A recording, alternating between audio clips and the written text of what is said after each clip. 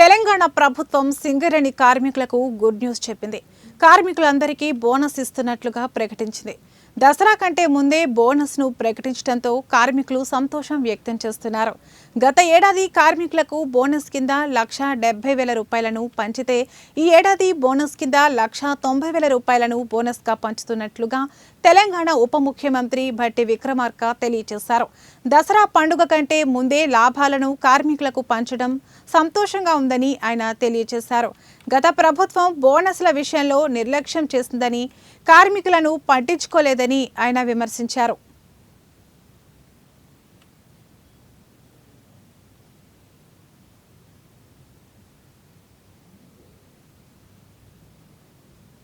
కోట్లు పోగా 2,412 కోట్లని 33% లెక్క 796 కోట్లని కార్మికులకి అంటే ఉద్యోగస్తులకి సరాసరి యావరేజ్ 1,90,000 రూపాయలుగా 1,90,000 రూపాయలుగా పంచేటువంటి కార్యక్రమాన్ని ఈ సందర్భంగా ముఖ్యమంత్రి గారి సమక్షంలో యావత్ మంత్రిమండలి మొత్తం సింగరేణి యాజమాన్యంతో కలిసి ఇప్పుడు ప్రకటిస్తా ఉన్నాం.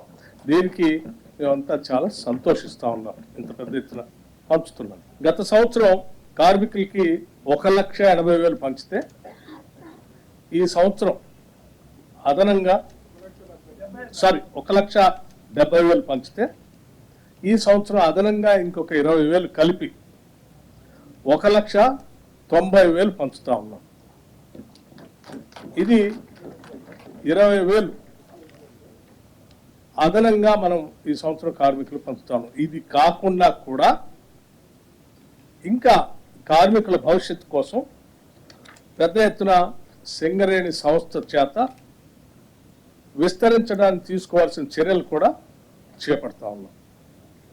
దీంట్లో ఇంకా గొప్ప విషయం ఏంటంటే మొట్టమొదటిసారి ఈ సింగరేణి సంస్థలో పనిచేస్తున్నటువంటి ఉద్యోగస్తుల సంఖ్య 41,837 మంది.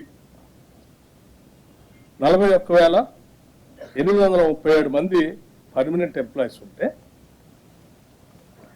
కాంట్రాక్ట్ వర్కర్స్గా 25,000 మంది కూడా పనిచేస్తూ ఉన్నారు. ఇందులో ఇప్పటి వరకు సింగరేణి